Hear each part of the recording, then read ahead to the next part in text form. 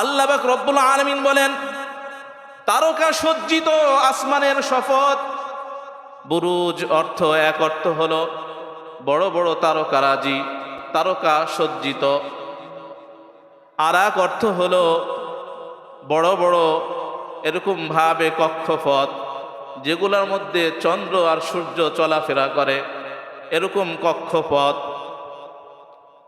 আবার আল্লাহ পাক রব্বুল আলামিন এই বুরুজ শব্দ উচ্চারণ করে এটাও বুঝাইছে আসমানে বড় বড় প্রাসাদ রয়েছে, ওই সমস্ত প্রাসাদের শপথ।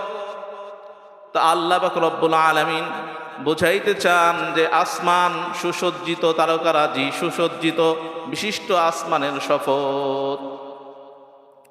আল্লাহ পাক রব্বুল আলামিন এই সূরার মধ্যে এই শপথ করে বান্দাদেরকে একটা গুরুত্বপূর্ণ ঘটনা শোনাইবেন।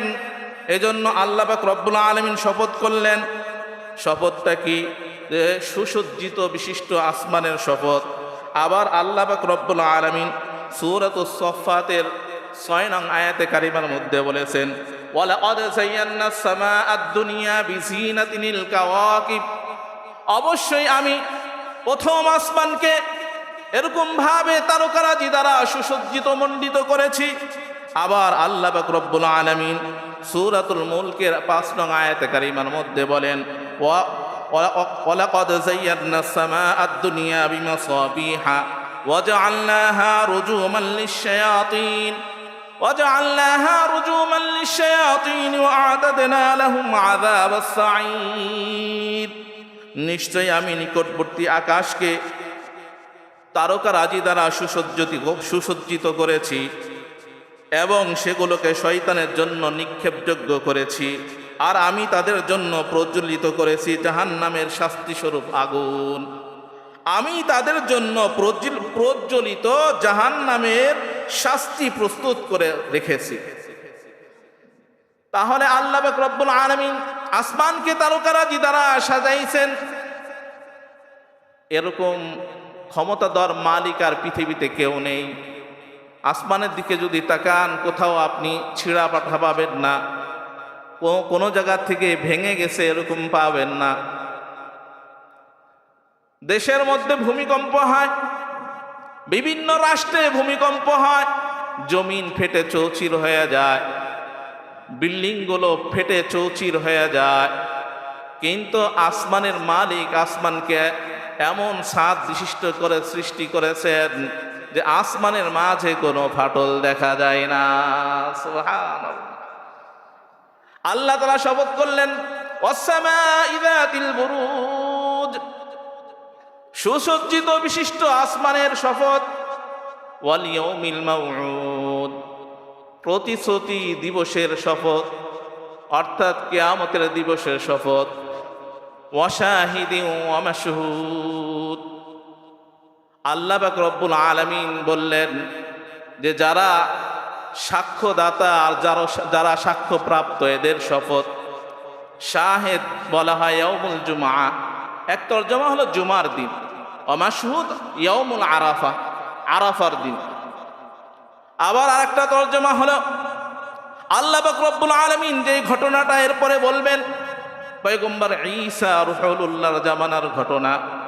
ওই জামানায় একজন ঈমানদারকে কেন্দ্র করে যে ঘটনাটা ঘটেছিল, সেই ঘটনা যারা স্বচক্ষে অবলোকন করেছিল তাদের, আর পরবর্তী মাশহুদ দ্বারা বুঝাইছে আনেওয়ালা উম্মত, অর্থাৎ উম্মতে মুহাম্মাদি। তা আল্লাহ পাক রব্বুল আলামিন বললেন, ওয়া শাহিদিন ওয়া মাশহুদ। আল্লাহ পাক রব্বুল আলামিন বলেন জুমার দিনের ও আরাফার দিনের শপথ। কুতিলা আসহাবুল উখদুদ, আল্লাহ পাক রব্বুল আলামিন বুঝাইতে চান আসহাবে উখদুদ কারা। আসহাবে উখদুদ হলো গর্তবাসী, ধ্বংস হোক গর্তবাসীগণ। আসহাবুল উখদুদ, এই গর্তবাসী কারা? আল্লাহ পাক রব্বুল আলামিন বলেন আন্নারি যাতিল ওয়াকুদ, যে গর্ত ছিল জ্বালানিতে ভরা আগুনের, এমন গর্ত তারা তৈরি করেছে লাকড়ি দিয়ে। ওই গর্তর মধ্যে লাকড়ি দিয়ে আগুন জ্বালিয়ে এরকম ভাবে লেলিহান শিখা তারা তৈরি করেছিল। ইযহুম আলাইহা কুউদ, যখন তারা তার চারপাশে বসেছিল। এই গর্তর মধ্যে আগুন জ্বালিয়ে তারা চারপাশে বসেছিল। ওয়াহুম আলা মা ইয়াফআলুনা বিল মুমিনিনা শুহুদ। বসার কারণ কি? যাতে করে তারা মুমিনদের কষ্ট, মুমিনদের কিভাবে শাস্তি দেওয়া হয়, তাদের সঙ্গে কেমন আচরণ করা হয়, এটা বসে বসে দেখাই তাদের কাজ ছিল। তাদের কারণ এটা ছিল, এই কারণে তারা বসেছিল। ওয়ামা নাকামু মিনহুম ইল্লা ইউমিনু বিল্লাহিল আজিজিল হামিদ। এই গর্তের মধ্যে মুমিনদের ফেলে জ্বালিয়ে দেওয়ার কারণ কি ছিল? আল্লাহ পাক রব্বুল আলামিন বলেন, ওয়ামা নাকামু মিনহুম, তারা তাদের প্রতি প্রতিশোধ নিয়েছিল ইল্লা ইউমিনু বিল্লাহিল আজিজিল হামিদ। প্রতিশোধ নেওয়ার কারণ কি? ইল্লা ইউমিনু বিল্লাহ, তারা আল্লাহর প্রতি ঈমান এনেছিল। আল্লাহ তাআলার প্রতি ঈমান আনার কারণে সেই আল্লাহকে আল্লাহ তাআলা বলেন আজিজুল হামিদ, যিনি পরাক্রমশালী ও প্রশংসিত আল্লাহ। এই আল্লাহর উপরে ঈমান আনার কারণে তাদেরকে এই আসহাবুল উখদুদ, এই গর্তবাসীরা তাদেরকে আগুনের মধ্যে ফেলে পুড়িয়ে পুড়িয়ে এরকম ভাবে শহীদ করে দিতেছিল।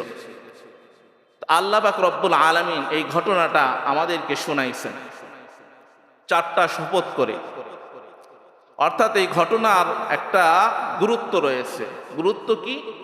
ঈমানদারদের ঈমান কেমন মজবুত হওয়া চাই, তাদের ঈমানের তেজস্ক্রিয়া কেমন, তাদের ঈমানের আলো কেমন, এইটা আল্লাহ পাক রব্বুল আলামিন এই উম্মতে মুহাম্মাদীকে শিক্ষা দিবেন, তাদেরকে বুঝাবেন। এই জন্য আল্লাহ পাক রব্বুল আলামিন চারটা শপথ করে এই ঘটনাটা তুলে ধরেছেন।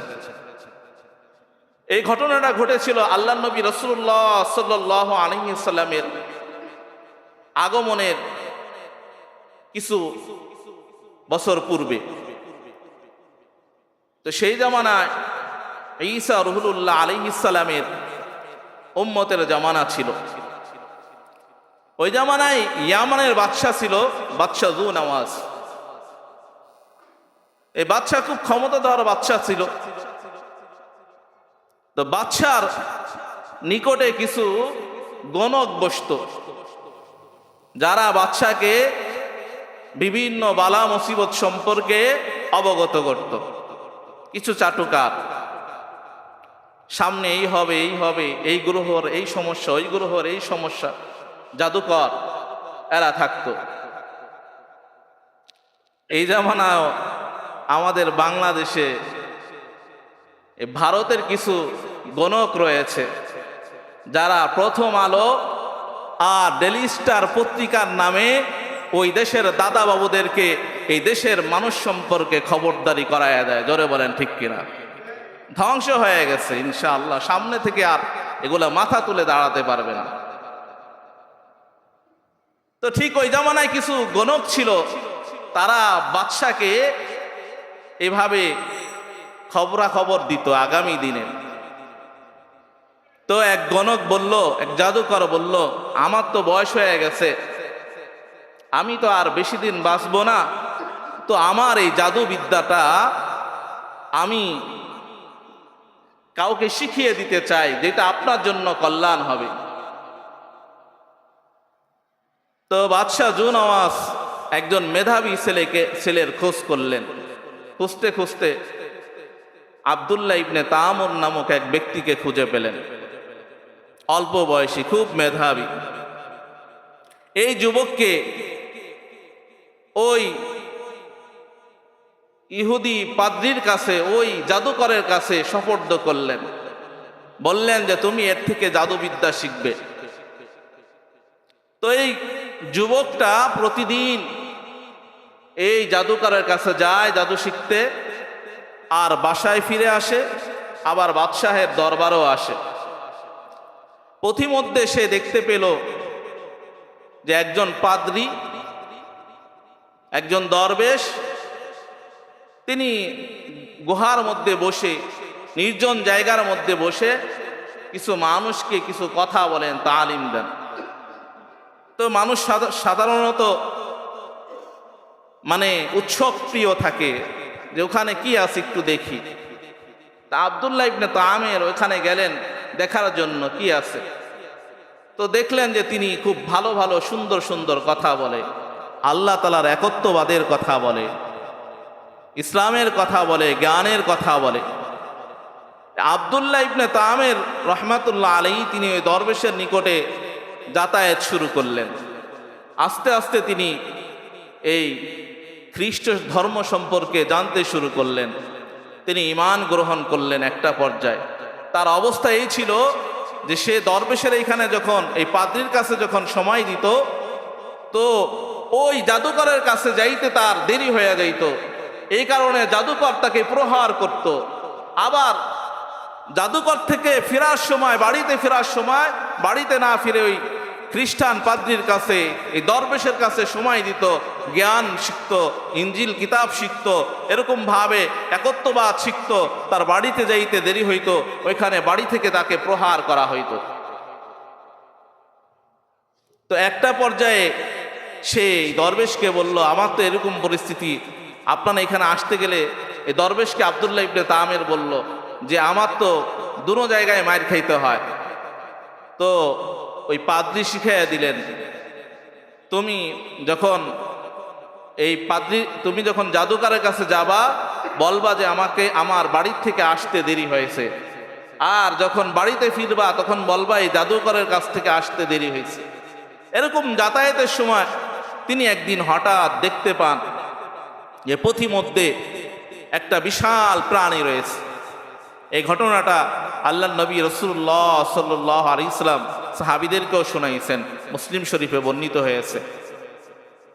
তো যার কারণে মানুষ যাতায়াত করতে পারছিল না।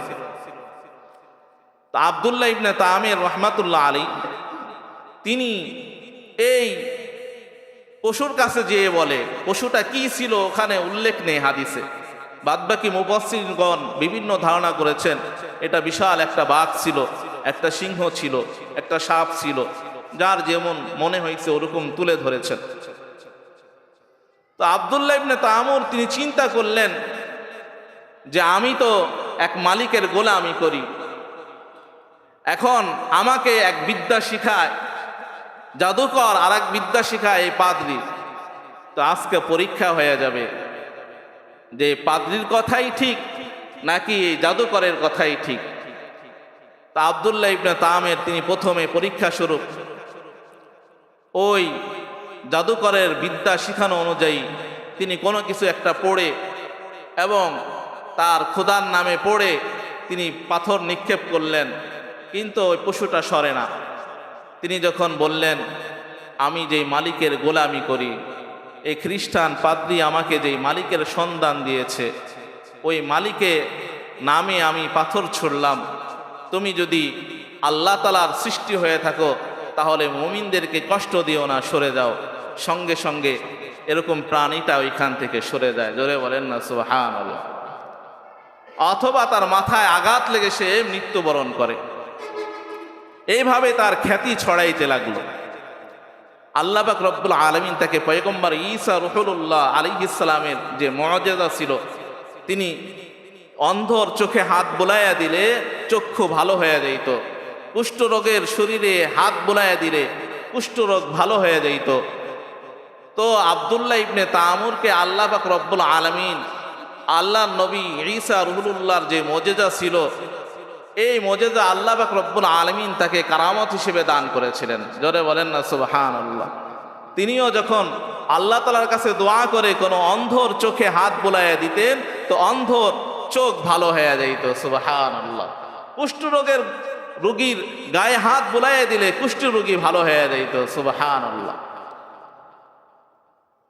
এরকম তার এই কারামত দেখে এলাকার মধ্যে জানাজানি হয়ে গেল। বাদশার একজন মন্ত্রী ছিল অন্ধ। ওই অন্ধ মন্ত্রী সন্ধান পেয়ে আব্দুল্লাহ ইবনে তামুরের কাছে আসে। আসার পরে আব্দুল্লাহ ইবনে তামুর তার চোখের মাঝে তাকে আগে প্রস্তাব দেয়, তোমার চক্ষুকে আমি আল্লাহ তাআলার ওসিলায় ভালো করে দিতে পারি, তবে শর্ত হলো তোমাকে ঈমান গ্রহণ করতে হবে। বাদশা জুনাওয়াজের মন্ত্রী সঙ্গে সঙ্গে ঈমান গ্রহণ করে ফেলল। আব্দুল্লাহ ইবনে তামুর রহমাতুল্লাহ আলাইহি তার চোখের মাঝে হাত বুলাইয়া দিলেন, আল্লাহ তাআলার কাছে দোয়া করলেন, সঙ্গে সঙ্গে অন্ধ মন্ত্রীর চোখ ভালো হয়ে গেল। সুবহানাল্লাহ। এই সংবাদ বাদশাহ পর্যন্ত পৌঁছে যায়। মন্ত্রী বাদশার দরবারে যখন বসে, বাদশার নজরে এসে যায় যে এই অন্ধ লোকটা এখন স্পষ্ট দেখতে পায়, তার চোখ ভালো হয়ে গেছে। তাকে জিজ্ঞাসা করে, তোমার এই চোখ কে ভালো করেছে? ওই ব্যক্তিটা বলতে চায় না। তাকে জোর জবরদস্তি করে বলানো হয়। সে আব্দুল্লাহ ইবনে তামুরের নাম বলে দেয়। বলে দেওয়ার সঙ্গে সঙ্গে বাদশার বাহিনীকে হুকুম দেয়, আব্দুল্লাহ ইবনে তামুরকে ধরে আনো। আব্দুল্লাহ ইবনে তামুর এই সংবাদ পেয়ে ওই যে খ্রিস্টান পাদ্রীর কাছ থেকে ঈসা রুহুল্লাহর ধর্ম গ্রহণ করেছিল, ওই খ্রিস্টান পাদ্রীর কাছে চলে যায়। ঘটনা কিন্তু এরকম ঘটে গেছে। এবার খ্রিস্টান পাদ্রী বলে, তোমার উপরে এখন বিভিন্ন ধরনের পরীক্ষা আসা শুরু হয়ে যাবে। কারণ মুমিন যখন তার ঈমান নিয়ে অগ্রসর হতে যায়, তখন তাকে বিভিন্ন ফিতনা, বিভিন্ন পরীক্ষা তাকে পিছন ধরে টানতে থাকে।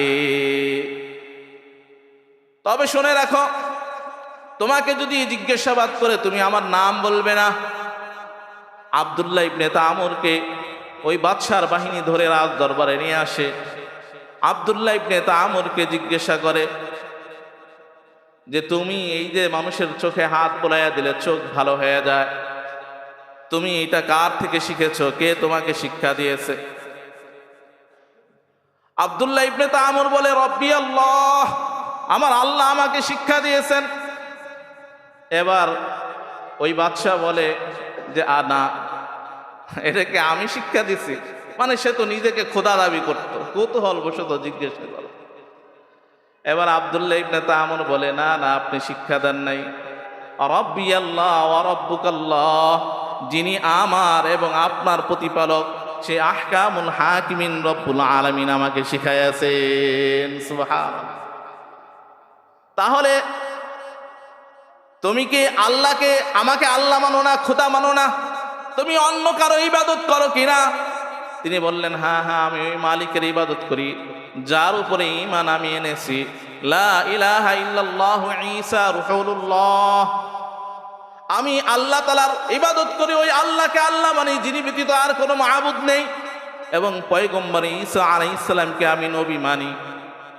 এই কথা বলার সঙ্গে সঙ্গে আব্দুল্লাহ ইবনে তামুরকে ধরে ফেলা হলো। তাকে টর্চারিং করা শুরু করে দিল। বলো, তোমাকে কে শিখাইছে? তোমাকে কি ওই জাদুকর শিখাইছে কিনা? না না, আমাকে কোনো জাদুকর এই শিক্ষা দেয় নাই। তাহলে কে তোমাকে এমন মালিকের সন্ধান দিল? কে শিখাইল? আব্দুল্লাহ ইবনে তামুর বলতে চায় না। তাকে যখন রিমান্ডে দেওয়া হয়, প্রচুর টর্চারিং করা হয়, এক পর্যায়ে সে বলে ফেলে, আমাকে ওই খ্রিস্টান পাদ্রী আমাকে শিক্ষা দিয়েছেন, ওই দরবেশকে ধরে রাজ দরবারে আনা হলো। আনার পরে দরবেশকে বলা হলো, দরবেশ, ও খ্রিস্টান পাদ্রী, তুমি কি একত্ববাদের ঘোষণা করো, এক আল্লাহর ইবাদত করো, মানুষকে কি এই তালিম দাও? হ্যাঁ হ্যাঁ, আমি ওই মালিকের ইবাদত করি যে মালিক ব্যতীত পৃথিবীতে আর কোনো মালিক নেই। আমি মানুষকে ওই তালিম দেই। আমি ঈসা রুহুল্লাহকে নবী বলে মানি। এবার বাদশাহ ক্ষিপ্ত হয়ে বললেন, তুমি যদি ওই মালিকের, যাকে তুমি মালিক বলে জানো, তার ইবাদত বাদ দিয়ে যদি তুমি আমার ইবাদত না করো, আমাকে মালিক বলে স্বীকার না করো, তাহলে তোমাকে এখনই তোমার মাথার উপরে করাত দিয়ে তোমাকে ফেড়ে ফেলা হবে। খ্রিস্টান পাদ্রী বলল, আল্লাহ তাআলার জন্য জীবন দেওয়া এটা কোনো ব্যাপার নাই, আমাকে আপনি যা ইচ্ছা তাই করতে পারেন, জীবন চলে যাবে তবু ঈমান দিতে রাজি নই। সুবহানাল্লাহ। সঙ্গে সঙ্গে করাত দিয়ে এই খ্রিস্টান পাদ্রীকে ফেড়ে ফেলা হলো। শাহাদাতের পেয়ালা পান করলেন। ওই বাদশার যে মন্ত্রী অন্ধ ছিল তাকেও হত্যা করে ফেলা হলো, তিনিও শাহাদাত বরণ করলেন। এবার বাদশাহ মনে করলেন, দুইজনকে যখন ফিনিশ করে দিয়েছি, এবার আব্দুল্লাহ ইবনে তামুর সে ফিরে আসবে, আমাকে খোদা বলে মানবে। আব্দুল্লাহ ইবনে তামুরকে বললেন, এবার তুমি যদি ঈমান ত্যাগ না করো, তাহলে এদের যে অবস্থা হয়েছে তোমারও একই অবস্থা হবে। আব্দুল্লাহ ইবনে তামুর রহমাতুল্লাহ আলাইহি বললেন যে আমার জীবনের কোনো পরোয়া করি না, যে মালিকের হাতে আমার জীবন রয়েছে ওই মালিকই আমাকে হেফাজতের জন্য যথেষ্ট। সুবহানাল্লাহ। বাদশাহ অর্ডার করলেন, সেনাবাহিনীকে বললেন একে ধরে নিয়ে যাও, একে পাহাড়ের চূড়ায় নিয়ে পাহাড়ের চূড়া থেকে নিচে ফেলে তাকে হত্যা করবে, যাতে করে গড়িয়ে গড়িয়ে পড়ে পড়ে তার জীবন শেষ হয়ে যায়। কারণ একে যদি জবাই করে ফেলা হয়, তাকে যদি এরকমভাবে হত্যা করে ফেলা হয় তাহলে তার কষ্ট হবে না, পাহাড়ের চূড়া থেকে ফেলে দিলে তার হাত পাও ভেঙে যাবে, তিলে তিলে সে শেষ হয়ে যাবে। সেনাবাহিনী আব্দুল্লাহ ইবনে তামুর রহমাতুল্লাহ আলাইহিকে নিয়ে পাহাড়ের চূড়ায় চলে গেছে।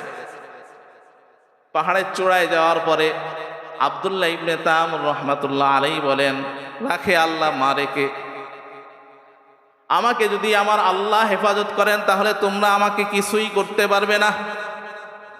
আব্দুল্লাহ ইবনে তামির রহমাতুল্লাহ আলাইহি দোয়া করলেন, আল্লাহ এই জালেমরা আমার উপরে জুলুম শুরু করেছে, আপনি তাদেরকে ধ্বংস করে দেন, আপনি আমার মালিক, আমাকে হেফাজত করেন, আমি একটু এই বাদশার কাণ্ড কাহিনীটা একটু স্বচক্ষে অবলোকন করতে চাই। আল্লাহ পাক রব্বুল আলামিন পাহাড়কে এমন এক ঝাঁকুনি দিলেন, আব্দুল্লাহ ইবনে তামুর রহমাতুল্লাহ আলাইহিকে ধরে এই বাহিনী যখন পাহাড় থেকে নিক্ষেপ করতে গেছে, আল্লাহ পাক রব্বুল আলামিন এমন একটা ঝাঁকুনি দিয়েছেন, সঙ্গে সঙ্গে এই বাহিনীগুলো শেষ হয়ে গেছে। আব্দুল্লাহ ইবনে তামুর আল্লাহর বান্দা সুজা সুস্থভাবে তিনি এরকমভাবে পাহাড় থেকে হেঁটে নেমে চলে এসেছেন। সুবহানাল্লাহ। এই দৃশ্য দেখে রাজ্যের অনেক মানুষ ঈমান গ্রহণ করে ফেলেছে।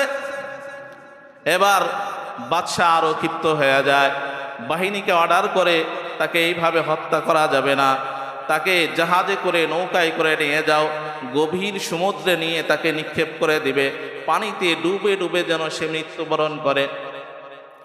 আব্দুল্লাহ ইবনে তামুর রহমাতুল্লাহ আলাইহিকে ধরে গভীর সমুদ্র বন্দরে নিয়ে যাওয়া হয়।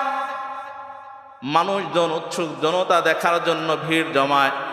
আব্দুল্লাহ ইবনে তামুর রহমাতুল্লাহ আলাইহিকে নিয়ে যখন গভীর সমুদ্রে নিক্ষেপ করবে, তখন আব্দুল্লাহ ইবনে তামুর রহমাতুল্লাহ আলাইহি বলেন যে মালিকের হাতে আমার জীবন মরণ, ওই মালিক যদি আমাকে হেফাজত করে তাহলে তোমরা আমাকে কিছুই করতে পারবে না। আল্লাহ আপনি হেফাজতের মালিক, আমাকে হেফাজত করেন। আল্লাহ পাক রব্বুল আলামিন সমুদ্রের মাঝে এমন এক জলোচ্ছ্বাস দিয়ে দিলেন, একটা আচমকা ঝড়ো হাওয়া সমুদ্রের মধ্যে উত্তাল হাওয়া উদ্ভব হলো। আব্দুল্লাহ ইবনে তামুর রহমাতুল্লাহ আলাইহিকে একটা ঢেউয়ে ধাক্কা মেরে তাকে এরকম ভাবে সাগরের পাড়ে ফেলে দেয়, আর ওই বাদশার বাহিনীগুলোকে ইঁদুরের মতো চুবাইয়া চুবাইয়া সাগরের মাঝে নিমজ্জিত করে দেয়। সুবহানাল্লাহ। আব্দুল্লাহ ইবনে তামুর বাদশার দরবারে ফিরে যান। বাদশাহ আশ্চর্য হয়ে যায়, ব্যাপার কি? তোমার না মরার কথা, তোমার সঙ্গে যাদেরকে পাঠাইলাম এরা কোথায়? বলে এরা সব ফিনিশ হয়ে গেছে, আমার আল্লাহ আমাকে হেফাজত করেছেন। জোরে বলেন না সুবহানাল্লাহ। এই দৃশ্য দেখে সাগরের পাড়ে উৎসুক জনতা সকলে ঈমান গ্রহণ করে ফেলে। সুবহানাল্লাহ। বাদশাহ দেখলো যে তাকে কোনো মতেই দমাইতে যাইতেছে না, জিজ্ঞাসা করলেন তোমাকে কি করলে হত্যা করা যাবে? এবার আব্দুল্লাহ ইবনে তামুর রহমাতুল্লাহ আলাইহি বললেন, আপনাকে একটা পলিসি বলে দেই, আমার জীবনকে যদি আপনি শেষ করতে চান তাহলে আপনি তীর আর ধনুক নিবেন, এই তীরের ফলকের মাঝে আপনি লিখবেন রব্বি আল্লাহ, আর তীর ছোড়ার সময় আমাকে শুলে চড়াবেন, এবং তীর ছোড়ার সময় আপনি বলবেন যে বিসমিল্লাহি রব্বি হাদাল গোলাম, আমি এই গোলামের রবের নামে নিক্ষেপ করলাম। জোরে বলেন না সুবহানাল্লাহ। মানুষজন সব উপস্থিত থাকবে, সকলের সামনে জোরে আপনার জবান দিয়ে বলতে হবে। আব্দুল্লাহ ইবনে তামুর রহমাতুল্লাহ আলাইহিকে শুলে চড়ানো হলো। আব্দুল্লাহ ইবনে তামুরের কথা মতো বাদশা হাতে ধনুক আর তীর নিলেন, নিয়ে তিনি পাঠ করলেন বিসমিল্লাহি রব্বি হাদাল গোলাম, এই কথা বলে তীর নিক্ষেপ করলেন।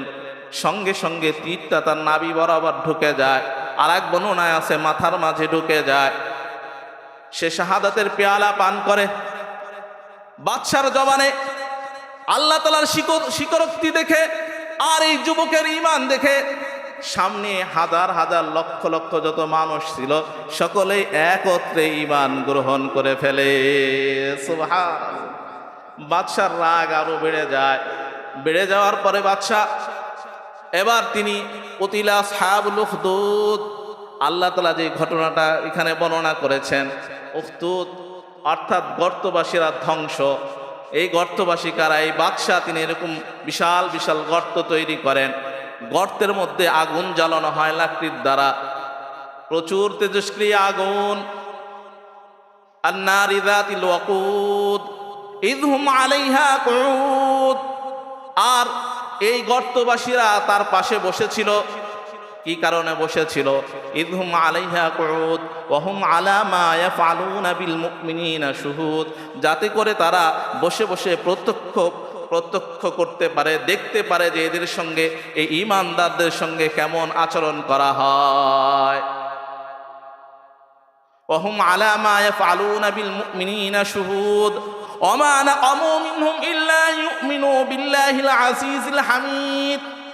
তাদের সঙ্গে এই আচরণ করার কারণ কি? ওয়া মা নাকামু মিনহুম, তাদের সঙ্গে আচরণ করার কারণ হলো শত্রুতা বশত তাদের সঙ্গে এরকম আচরণ করে প্রতিশোধ নেওয়ার জন্য। ইল্লা ইউমিনু বিল্লাহিল আজিজিল হামিদ, কারণ হলো তারা আল্লাহ তাআলার মহা পরাক্রমশালী প্রশংসিত আল্লাহ তাআলার প্রতি ঈমান এনেছিল। এই কারণে তাদের উপরে এই শাস্তি তারা প্রয়োগ করে।